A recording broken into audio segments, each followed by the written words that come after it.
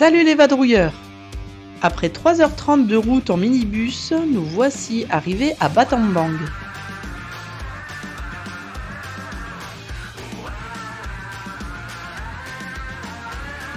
Nous mangeons un morceau en ville avant de nous rendre à notre guest house.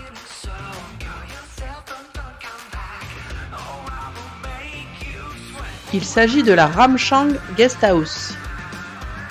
Nous avons opté pour une chambre au bord de la piscine car les autres sont borgnes et de ce fait beaucoup moins sympas.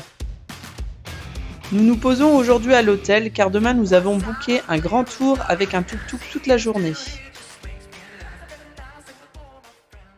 Et c'est parti pour le tour en tuk-tuk qui nous a amenés dans les différents lieux touristiques autour de Battambang.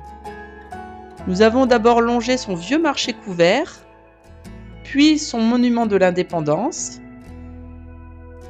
Nous avons ensuite visité un temple bouddhiste avec ses grands éléphants à l'entrée.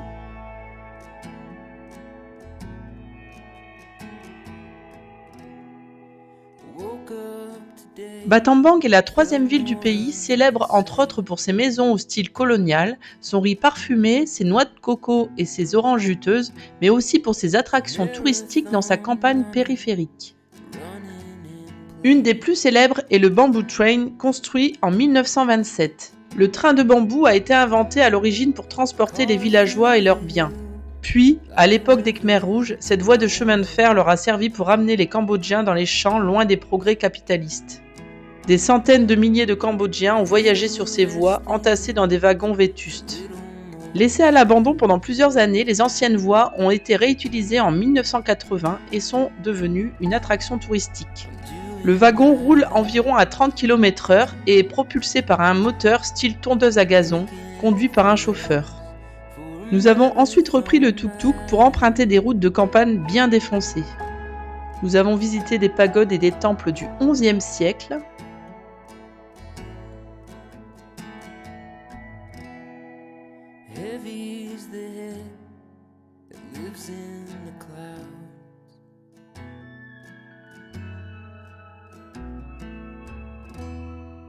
Searching for problems to answers I've found. Ensuite, nous avons visité une prison où avait lieu le triage fait par les Khmers rouges. C'était assez glauque car il y avait des peintures, des inscriptions aux murs qui expliquaient les conditions dans lesquelles ont vécu les Cambodgiens pendant cette période de triage.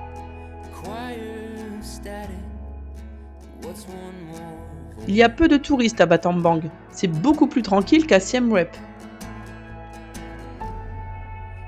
Nous partons ensuite à la rencontre de paysans qui fabriquent des bananes séchées, du bamboo rice ou des galettes de riz.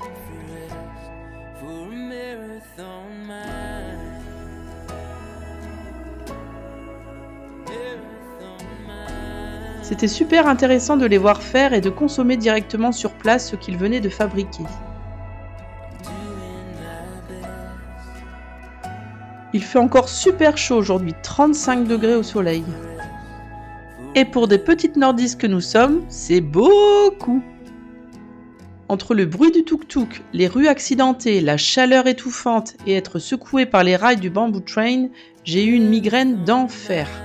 Ça fait un bien fou de se poser un peu à l'ombre. Nous devions normalement aller voir les chauves-souris à la tombée du jour, mais la migraine a eu raison de moi et nous avons fait le choix de rentrer à l'hôtel nous reposer à la piscine.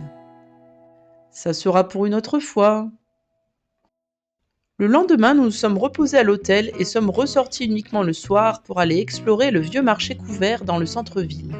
C'est une sacrée expérience, il y en a de partout. Il est à la fois olfactif, sonore, mais aussi très visuel avec toutes ses couleurs. Nous y avons vu 2 rats en 5 minutes. Nous partons explorer un petit peu plus loin. Le centre-ville de Battambang possède de magnifiques maisons coloniales. Par endroits, ça m'a même fait penser à Cuba.